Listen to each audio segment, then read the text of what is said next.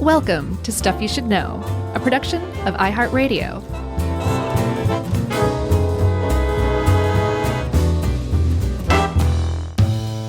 Hey, and welcome to the podcast. I'm Josh, and there's Chuck, and this is Stuff You Should Know. And this episode, Chuck just made fun of, even though I took pride in helping to assemble it. Oh, it's fine. It's a top 10. We haven't done those in forever. No. It's always kind of a fun throwback, and we seems like we never do 10. With our 3-act structure, 9 is probably a great number, but I guess we'll see what happens, right? Let's see what happens. So you know the old saying, cut off your nose to spite your face? Yes, and I feel like we did this on an internet roundup or something, maybe. It sounded really familiar. This story did? It did. Okay. Not to you? No, as a matter of fact, Okay. it was all new to me, but that doesn't mean we didn't do it already.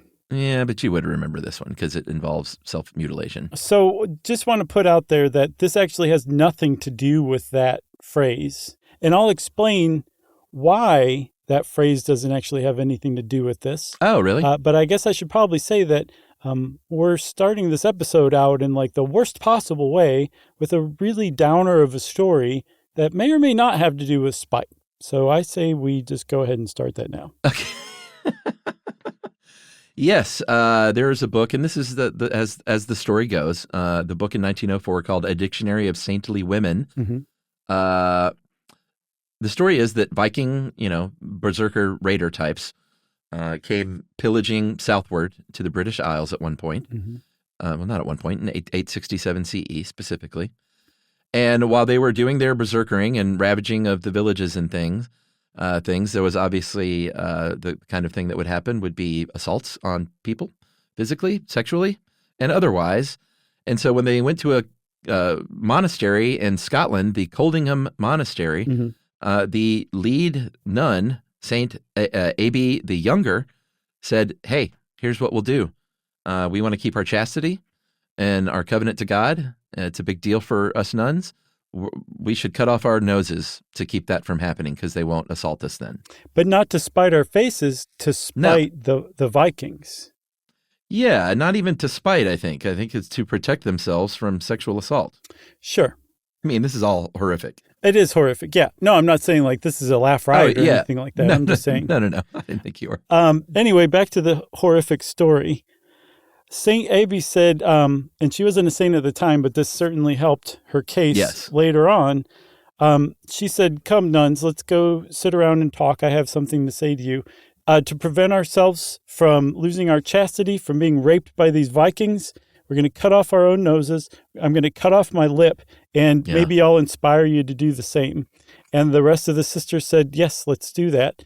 And they did. And there's actually old like wood cuttings, and there's at least one stained glass panel of this happening, and it's gory.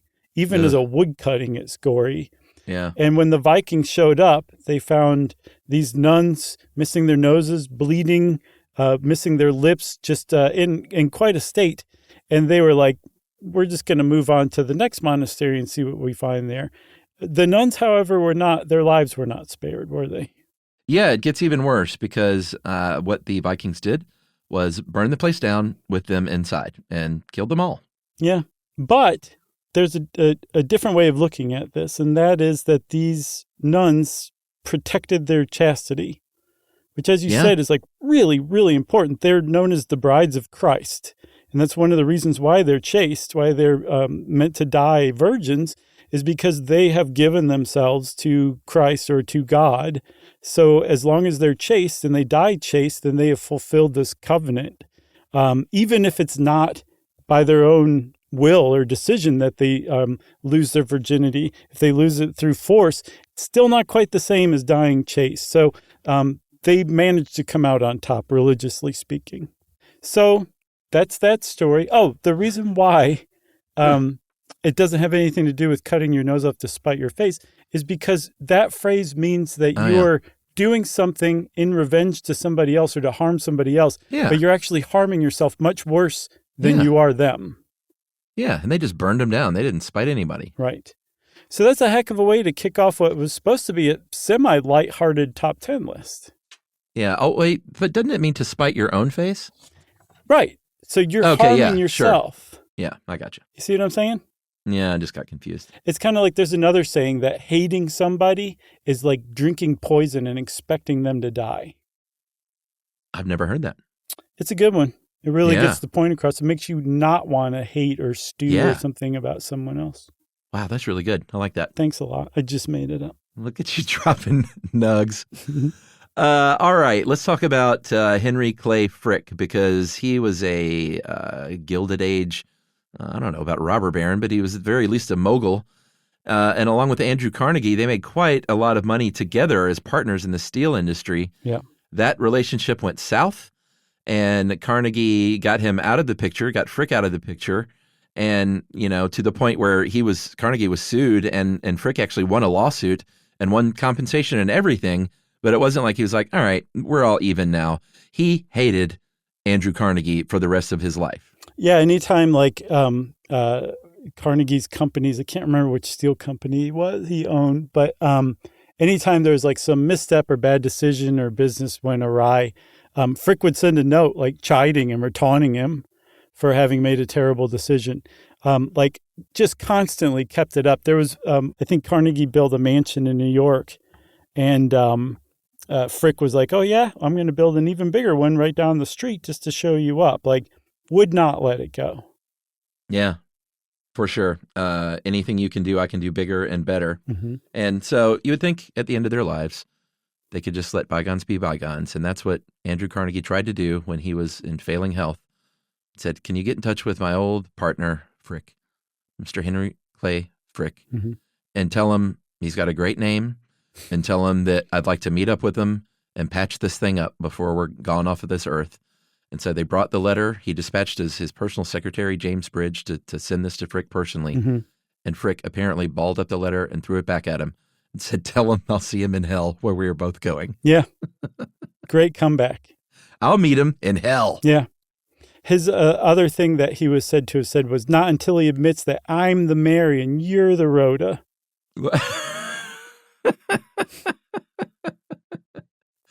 Oh, man. I know you're getting into some old TV, and you always have been, but do you have Criterion, the Criterion Channel streamer? No. Highly recommended, by the way. Sure. Like, it's really the only great one out there as far as quality stuff. But they have old Mary Tyler Moore, or maybe that was on Max. I can't remember. But anyway, Emily and I started watching old Mary Tyler Moore episodes. Like the original where she worked at the TV station? Yeah. Mm-hmm. And it is, I watched a little bit when I was a kid, but man, it is so good, and it's so funny and charming and witty and like still great. Yeah. It holds up. Those shows used to like just be written so well too, and acted too. She was so good. I can't remember. There's one episode where I think Ted. Yeah, Ted Knight. He was doing something, and it was so ridiculous and preposterous, but he was playing it straight so well that the rest of the cast just started cracking up, and like they couldn't not. They did it in every take, and it ended up kind of in the show.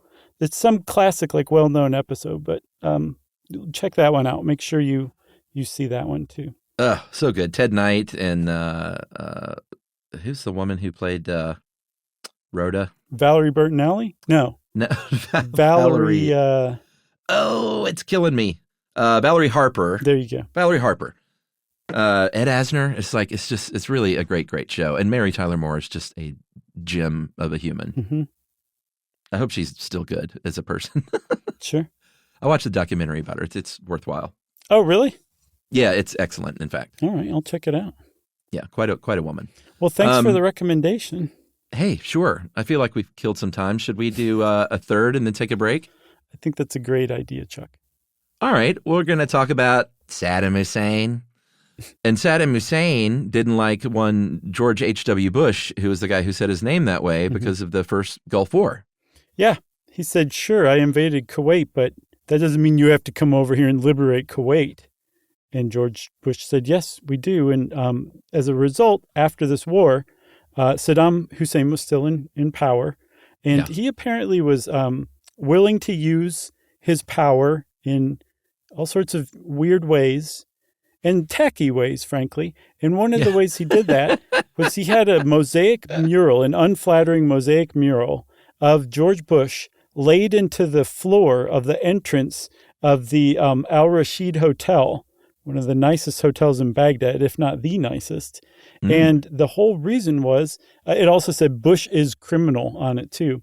And the reason was that anyone coming into this well-traveled hotel would walk right over George Bush's face. Right. And if you walked around it, you were given a bad room. Right. Or taken out back and shot, one of the two. Did you look at a picture of this? I did. It is an unflattering portrait. But you can totally tell who it is. You totally tell who it is. It's big old George Bush Sr. right there on the floor of the hotel, of the lobby. It's a very strange thing to see in a nice hotel. Yeah. But W came along later on, went back to Iraq for the the war there on the basis of weapons of mass destruction that did not exist. Right. And he had them smash that up. And he's like, Daddy, I'm not going to let them do that to you. Here's some sledgehammers. And so they went in there and they smashed that thing up and chiseled it up and supposedly laid a portrait of Saddam. They didn't do that in mosaic tile, did they? I don't think so. From what I saw, it looked just like a picture. I didn't see a close-up of it. I just saw it. Yeah, I couldn't find one either. Like the head was out of proportion with the body. He's like, here's some sledgehammers, and I need a good tile guy in Baghdad. Right. The sledgehammers had "Don't mess with Texas" engraved on them. They probably did. But yeah, I mean, that's spiteful, right? To sure. Make a mosaic portrait of one of your sworn enemies so that your people walk all over him. I think so. To ruin your hotel lobby, your nicest hotel lobby. Yeah. All right. So we have a definitive example of spite. That's right. Well, then I think that means we should take a break while we're ahead. All right. We'll be right back with 3 more. Want to learn about a pterosaur and call it pterodactyl? How to take a perfect poop and all about fractals? Genghis Khan, Attila the Hun, the Lizzie Borden murders and the cannibal runs. Don't explain everything to your brain explodes. It's Chuck and Josh. This stuff you should know. Word up, Jerry.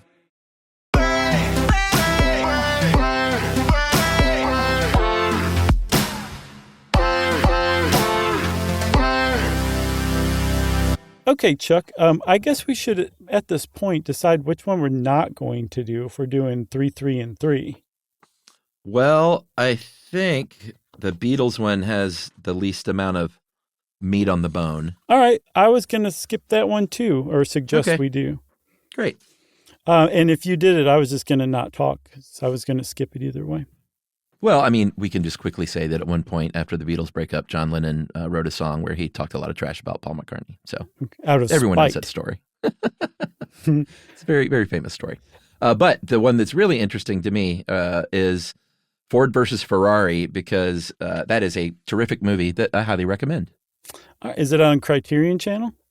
I doubt it, but I'm sure you can stream it somewhere. The great James Mangold directed it, and I'm always a fan of his work. He did the new Bob Dylan movie. What else?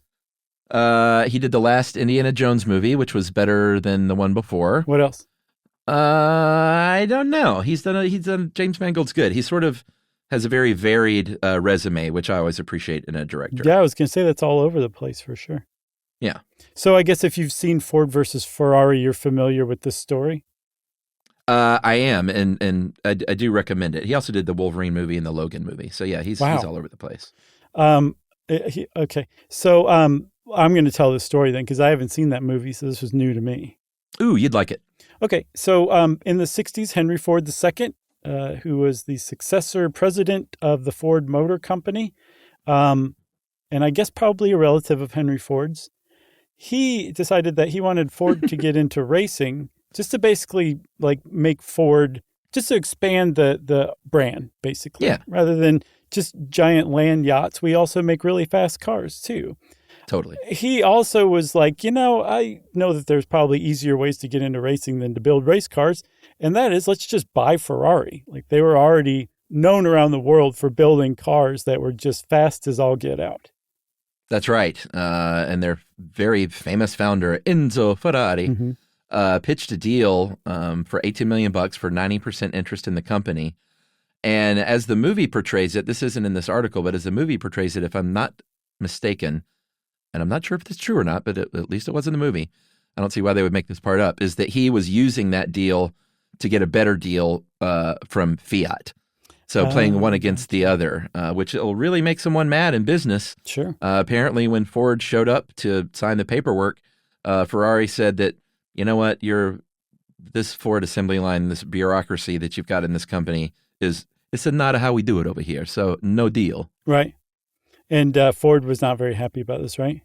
Of course not. So out of spite and to get back at Ferrari, and I think also to get into racing too, Ford decided to build their own race car, which came out to be the Ford GT40. And I went and looked it up. I'm not a car dude, but I am like, this is an amazing car. Yeah, I'm the same way, man. And in fact, it actually did best Ferrari at Le Mans in 1966. And you can buy that car, at the very least the original body that won Le Mans in 1966, for a cool $675,000 from it looks like a private owner in Jacksonville, Florida. Wow. Jacksonville. It's beautiful. So they won first, second, and third. So they really bested Ferrari. They also won in subsequent years. So they swept or not swept, but they won in 66, 67, 68, and 69. That's a sweep? Well, I meant not sweep first, second, and third place necessarily. Gotcha. Or they may have, I don't know. But I think we should do one on the 24 Hours of Le Mans, because that's I'm not a car race guy, but that to me is the most interesting one. Yeah, because they just drive around and around and around for 24 hours to see who can go the furthest, right? Yeah, I think it's pretty cool. It's an endurance race. And it's not just like a circular NASCAR thing. They're driving through streets. Right. And every once in a while, when it starts to get boring, they just push pedestrians out in there and see what happens. Yeah, exactly. So there's a little more to this story, a little separate spoke that Ferrari had going on at about the same time or a couple of years earlier. Our friends at Mental Floss pointed out that Lamborghini actually was founded out of spite to Ferrari. Yeah. Apparently the founder of Lamborghini, John Smith, his name was Ferruccio Lamborghini. Nice. He was a tractor maker in the 60s, and he had a Ferrari. And he was like, this clutch is kind of janky. And as the story goes, he got in touch with Enzo Ferrari and was like, hey, I think I can help make your clutch better, because you got this problem here with this spawn divot, and I can help make that thing better. And apparently, as the story goes, Ferrari did not receive that phone call well, and was basically like, get lost. Yeah, he said, stick to making tractors, Lamborghini. Who's ever heard of Lamborghini? Exactly. What a weird name for a car. Right. So Lamborghini was like, well, I'm just going to go make my own car. And in 1963, I believe he started making Lamborghinis with the help of 5 workers who had recently been fired from Ferrari. That's how he established his car company. And had Enzo Ferrari not rebuffed him, we would never have that classic Garfield poster from the 80s where he's standing next to a Countach. Right.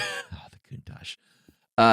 You and I are not car guys, but like, if I see a Lamborghini on the street or something, or like the old Magnum Ferrari, I love that stuff. You tinkle yourself? A little bit. I mean, I'm not a sports car guy, but I just can't help but see those and think like, what an amazing machine that is. Gorgeous. Those Magnum Ferraris you can get for a song these days. I mean, they don't work very well, but like how much? You can get one. I don't know. I'm going to guess anywhere like between 10 and 50 grand. Yeah, I mean, considering how much they were, that is a song, It is. And they're so small, too. Like, I'm not sure either one of us could fit in one of those. Yeah, I mean, I think every guy, Thomas Magnum fit in him, but... Yeah, I think that was a stunt double half his size. Really? Well, he was, when it showed him in the car, his knees were up toward his chin a bit, so... like, up by his ears. Yeah, because he was a tall guy. But that Ferrari, I feel like for guys of our generation, that Ferrari and the Porsche from Risky Business are like top 2 of the top 5 probably dream cars. Was that a 944 or 911? It was the no, in the 911, it was the 928. I'm not familiar with that one then. Yeah, it had the lights that popped up. It was one of the not as lauded versions, I think. But man, and that it's just something about that movie. It just sort of locked it in. I mean, it's like a little hatchback. It's not even that special. Hatchback. When you look at it now. Yeah, for grocery shopping. Exactly. How many have we done for this thing? We just did one, right? Yeah, we got to get going. Okay, all right, let's get going. Because it turns out that there was a road in China made out of spite. That's right. And I feel like I've seen this in more than one place in the world where... Oh, really? Yeah, not even necessarily a road, but like where like, well, you don't want to give up your house, so we're just going to build these skyscrapers all around it. Right, sure. Did you see pictures of this, though? Oh, yeah. This is the extreme because this happened in China to this couple in 2012. The man's name was Luo Bogan. Bogan? Mm-hmm. He and his wife refused to, they tried to come in and take their house to make a highway. And they were like, no, we're not going to do it. You didn't offer us enough money. And so we're not going anywhere. And so they built, I mean, if you're visualizing a house literally sort of in the middle of a road and the road highway just goes around it, that's what they did. Yeah. Like it wasn't even a roundabout. It's just that the road widened and kind of curved in a bulge on the sides around this house, literally in the middle of a highway. Even worse, even more reckless, if you ask me, they kept electricity going to this house. So there's an electrical pole in the middle of the highway, too, totally unmarked. It doesn't look real. No, it doesn't. It does not at all, does it? And if you want to see what we're talking about, The Atlantic has a good photo spread called The House in the Middle of the Street from, I think, 2012. Yeah, I mean, this is the most extreme case of something like this that I've heard. It didn't take long for them to give in, obviously, because it was, well, dangerous and awful. And so they did eventually give in and got a larger offer than they were originally asked for. But I don't get the feeling that they thought they won. No, they definitely didn't. So I've looked into this a little further. It was a 5-story house that they had just built for $95,000 when the provincial government said, you need to move because we're building a highway through here. And they weren't the only ones who had kind of tried to stick it out. So they were also aware that they could not leave their house. They had to stay in their house 24 hours a day because if they left, the government would come and bulldoze their house while they were gone and be like, TS, what are you going to do? And they had no choice, but just holding out was kind of a protest and to draw attention to this generally unfair practice. Because, I mean, any government can exercise eminent domain, but typically you want to give at least market value. Yeah, I mean, it's really egregious when you look at this picture. It's nuts because they were on like their porch, like a second floor balcony, and they're looking down, and you're looking down not at a front yard, you're looking down at the road. Like it went right around this house. Yeah, through Crazy it practically. Stuff. Yeah, so that was a spiteful road. That was a spiteful road, and now we're going to talk about a spiteful statue. That's right. Because in Germany, between the towns of Bonn and Buell, there's the Old Rhine River and the Rhine River Bridge that connects the two. Mm-hmm.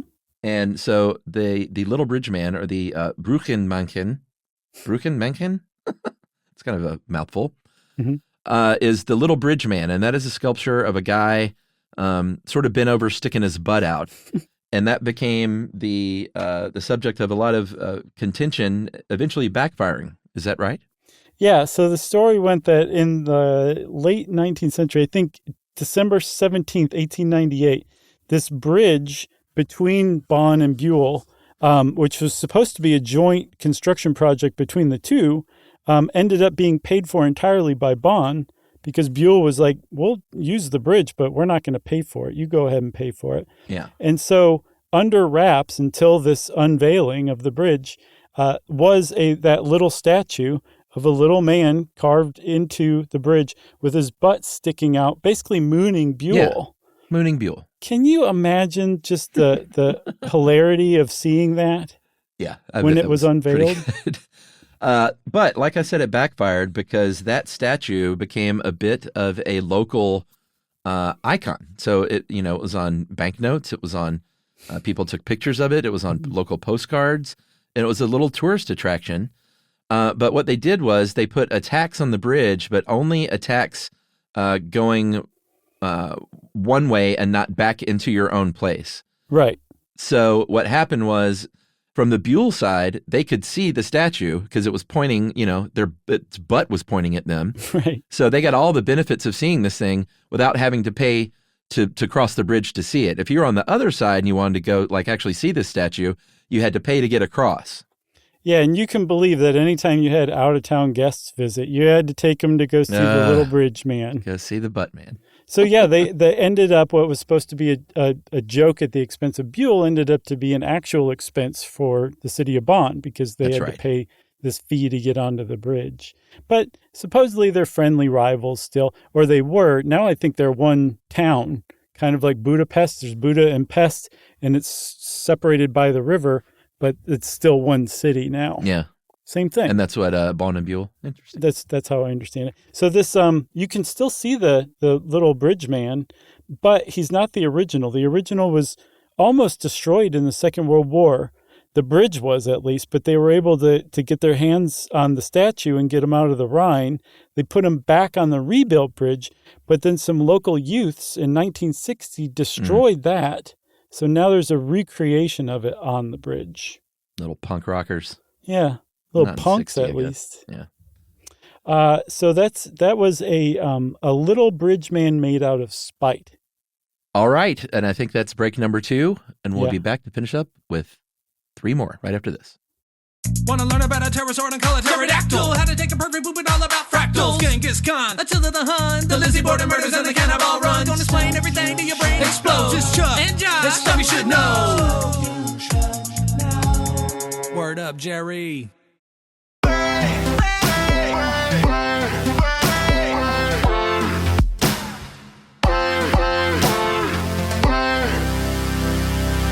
All right, we're going to talk about, and I've seen stories sort of like this, but this one seems to take the cake. When a Christmas display goes too far, and all of a sudden neighbors are like, "Hey, this is getting out of hand. It's too bright," or it's people are driving in to see these things now, and I can't even get down my own street. Right. And this happened in the mid 2000s in Ross Township, Pennsylvania, when a dude named Bill, an electrician, named Bill Ansell, did a pretty, audacious Christmas display in his front yard there in Ross Township, such that people were driving in and neighbors started to get annoyed. Yeah, and actually the way that this neighborhood was arranged is a cul-de-sac, but in the center of the cul-de-sac was Bill Ansell's house. So with his light display, it was just kind of like driving through a holiday light display because you just drive past and go all the way around and come back on the other side and leave. It's kind of perfect, actually. It was perfect. And Bill Ansell definitely thought it was perfect. But like you said, the neighbors were like, man, come on, this is 100,000 watts of Christmas joy. It's too much. So can we do something about this? Bill Ansell apparently was not the type to take criticism well. Sounds like it. I think he actually was required to take down the holiday display. And by the town? Yes. Yeah. I think they cited him for an out-of-season decoration or something like that, right? So he took it down, but in short order, he put up a new display and specifically designed it so that the neighbors regretted ever asking him to take down the original joyous display. And he did this, Chuck, out of spite. That's right. And apparently left it up year round. Santa urinating in the front yard, a choir that was beheaded, Frosty the Snowman getting run over by a car. Also up in lights, F Ross Township. Yeah. Just right there in string lights. A sign that said, "This display is dedicated to Ross Township. Shame on you for destroying my display that brought so much joy and happiness to so many people." There was also a warning, a sign that said, Ross Township, don't touch any of this property. If you do, there will be bloodshed. Is that true? Yeah. Okay. No, it totally is. And there was another one. I read an interview with 2020 with the neighbors who were like, this guy actually wrote a sign. I didn't see what he said, but he came up with a disparaging sign for the deceased wife of Tom White, one of the neighbors. The day after she died, he put up some sign disparaging her. So this guy was definitely off the chain with this thing. And I mean, like, he would stay up at night and hit metal with sledgehammers to make noise. He had floodlights pointed directly in the neighbors' houses. And I mean, living like that's bad enough, but they said something that stuck out to me that I hadn't thought of. That's like, this is a living nightmare. When you have a neighbor like that, and you sell your house, anytime you have a showing, they're going to turn around before they even get out of their car. That's you're trapped. They were totally trapped there. And despite the township fining him, despite court orders, like you said, he kept it up year round, and he kept it up for years. Yeah. And then he built a killdozer. Yes. I thought that there was definitely a parallel between those guys too. Yeah. Be a good neighbor, everyone.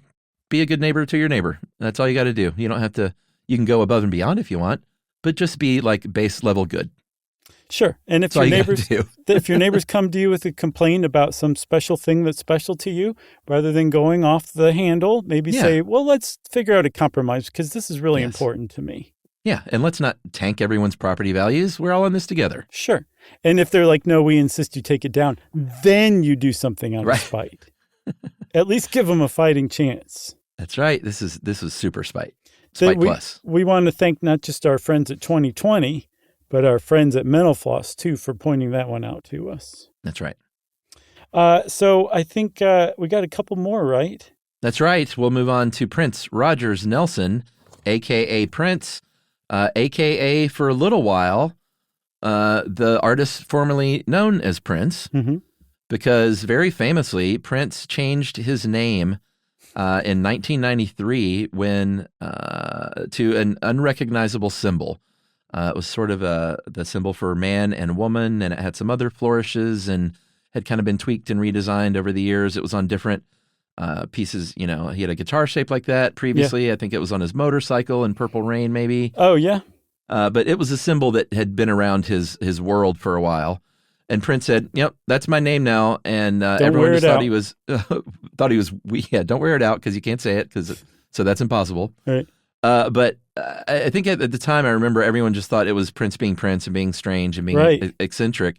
But it is now pretty widely accepted that he did that to spite Warner Brothers Records because he was in a record contract he didn't like for numerous reasons. Yeah, and it was a very lucrative contract. A lot of people were playing like the world's smallest violin for Prince at the time. He had re-signed it too, by the way. 20 years later. Re-signed with the same company. And I saw No. He re-signed before this one. This was the second version. He re-signed a third time later. I gotcha. Okay. Did not realize that. But this was like $100 million contract. It was worth $215 million today. It was a big, fat contract. Yeah. The thing is Prince, I saw like when he died, when they went into his audio archives, they're like he could release an album like every month for the next 50 years or something like that. He had that much stuff recorded. And he wanted to release music really quickly and with high turnover. And Warner Brothers is like, no, you're going to flood the market. You're going to shoot yourself in the foot. You can only release X number of albums every, say, 12 months. So like one a year maybe or something like that. Yeah. He didn't like that. And then apparently Warner Brothers owned the rights to his songs too, which I'm quite sure he really, really didn't like. So to get out of his contract, he thought, well, okay, the contract is between Prince and Warner Brothers. I'm going to change my name and maybe the contract won't be valid any longer. I'm not sure how much he actually believed that because Prince wasn't a dumb person at all. Yeah.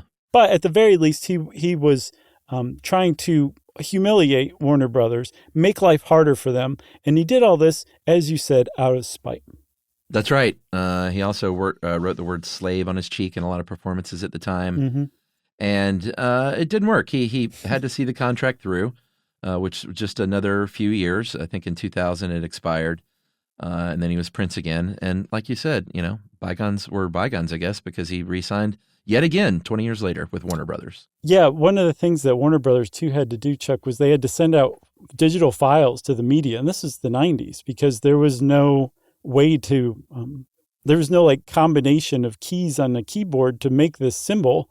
Right. So they had to send a digital image of the symbol for the like newspapers or magazines or whatever to insert into their articles about Prince. And then finally, the media was just like, we're just going to call him the artist formerly known as Prince. And Prince was like, damn it.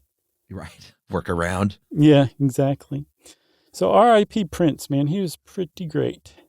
Yes. My friend and your friend, Scotty, got to go to his final performance, the solo Atlanta performance at the Fox Theater, just days before he died. Yeah. And it always makes me so mad because Scotty didn't even really love Prince. Yeah. No, I'm glad he got to go. He just showed up there like, how did I get here? So that's one of those, we almost went and pulled the trigger to scalp tickets, and it was just like, I don't know why we didn't, because it was special enough to be a piano solo concert by Prince. I was like, man, we got to go. Yep. And we didn't. And then he died. Yeah, we were going to do the same thing. And that's actually we weren't going to scalp. We were going to go. And I don't remember why we didn't. But that's kind of par for the course for me, because I did that with Prince. I did that with Pink Floyd. I did that with Stevie Ray Vaughan. And I did that with the Grateful Dead. I was just like, I'll see him next time. I saw Prince when I lived in LA in the late 90s, or I'm sorry. Yeah, I guess it was early 2000s. Mm-hmm. And that was amazing, just being able to see him once with a full band. It was something else. Yumi saw him for some tour, I think Musicology tour, and she was like, hands down, the best show I've ever seen. Yeah, boy, what a loss. Apparently he was quite the dancer. He was. I also saw Tom Petty on that last tour. I saw him quite a few times, but I was really glad to be at that last one. Yeah, he was cool. He was one of those guys that you appreciate the older you get. You know what I mean? One of the best. No, he's one of my faves. Great. Let's move on to the Pink House, Chuck. The last of the last. You mean John Mellencamp? No, that's a little Pink House. This is just the Pink House. That's right. This is another image search quality or image search worthy kind of thing to look up. Mm-hmm. If you're at a place where you can do that, just type in Plum Island Pink House, and you will see a quite large pink house sitting in the middle of nothing. Just a desolate marshland. Yeah. And it's just looking at it, it's very eerie, especially now. It's abandoned. It's kind of ramshackle and run down. But it was built on Plum Island, and it's considered one of the all-time great examples of a spite house. And a spite house is basically any house, wall, structure that's built to get under someone else's skin, right? So sometimes it's built to block their view. We talked about Henry Clay Frick building a mansion that was bigger than Andrew Carnegie's. That would be considered a spite house. And spite in America, mansion. They go back at least until 1806. That was the earliest one I could find. But this one on Plum Island off the coast of Newburyport, Massachusetts, which, by the way, is one of the more charming towns in the entire country. Oh, I've never been there. Oh, it's wonderful. That's where this pink house is. And there's a great backstory to it that makes it a spite house. Made That's out right. of spite. A lot of times these spite houses happen when a couple gets divorced. It should come as no surprise. Or I should say probably couples with a lot of money get divorced. Because what I've learned is in order to have a spite house, you have to be rich. Right. Oh, I'm just going to build that huge house to get back at someone. It's a very privileged position to be in. For sure. So, I am judging. But in 2015, there was a New York Times article that talked about this thing that was built, like you said, in the middle of nowhere. It said it was overlooking a vast landscape of pristine salt marsh. And it apparently happened in 1925 when a couple got divorced. And the wife said, all right, we can get a divorce, but you have to rebuild an exact duplicate of the house we live in if you're kicking me out of it because I love it so much. And he went, no problem. And so he built it, and he said, you didn't say where. And he said it just like that, I bet. Yep, he did. So he built it on Plum Island. At the time, there was no one else living there. No fresh water, no electricity. It was just the worst place you could build a house. And he said, there you go. There's your spite house. And he walked away rubbing the dust off of his hands. Or what do you call that? Yeah, that. Whatever just you call clapping it. The dust off your hands. Yeah, we need to come up with a name for that, right? Yeah, a sniglet. Yeah, so yeah, that's how it ended. And the story went that she lived there for a while and sold it, and it actually was inhabited, weirdly enough, by a succession of people up until 2011. Yeah, I mean, I guess if you're a loner and you like nature, it's not the worst place to be. I just saw a sunset picture. It looked pretty nice. In that sense, yes, it did. But it's just, I mean, like the sea off of Massachusetts can be fairly unforgiving. So, this is an old house from the 1920s. Like you're it's going to probably be kind of drafty depending on the time of year. Yeah, and I'm sure upkeep on that thing is you're probably repainting that thing every couple of years, right? Yes, but you would have to paint it pink or else everybody in Newburyport would hate you. Yeah, you would have to. Apparently that it was lived in until 2011 and then eventually was sold to the Parker River National Wildlife Refuge in 2012. And you can't get to it now. It's off limits to the public. But they're trying to make it an official, like, protected house so it will stand forever. And it was made out of spite. Or was That's it, right. Chuck? I don't know. Well, some people say that was just an urban legend and it was just a family who lived out there. Right. Which is a much less interesting story. So Yeah, we're just no going to go spite whatsoever. We're going to go with Spite House for that one. Agreed. All right. Well, that's it for Things Done Out of Spite. We hope you enjoyed it. And since I said we hope you enjoyed it, it's time for listener mail. So another recent one from Automat. I love this real-time stuff. This, I mentioned some sort of episode on currency and how it affects things. And this is from Tree. Tree. Okay. Awesome. Not a tree, but Tree. Tree. Hey, guys. Chuck, specifically, you mentioned in the Automat episode you were trying to formulate something around how change affects things, or currency, rather. Look into the situation in Zimbabwe. That might help, where it was too expensive to import metal coins. They had adopted the U.S. dollar. It was too expensive to import the metal because of weight. So there was a huge change shortage. Because store owners couldn't give shoppers change, shoppers would have to purchase additional items to try and get their total purchase as close to the whole dollar amount. And he sent a New York Times article. And that, my friend, Tree, is exactly what I was talking about as something that could be a part of that episode. So I appreciate that direction. And that is specifically Tree Marchink. Great name, Tree. Tree Marchink from South Carolina. Thanks a lot. That's a good one. And I remember we talked a little bit about Zimbabwe's hyperinflation.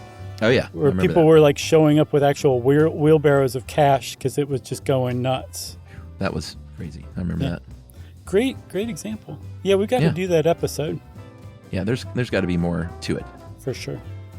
Well, if you want to be like Tree and fill us in on something we've said we want to know about, we love that kind of thing. You can send us an email to stuffpodcast@iHeartRadio.com. Stuff You Should Know is a production of iHeartRadio. For more podcasts from iHeartRadio, visit the iHeartRadio app, Apple Podcasts, or wherever you listen to your favorite shows.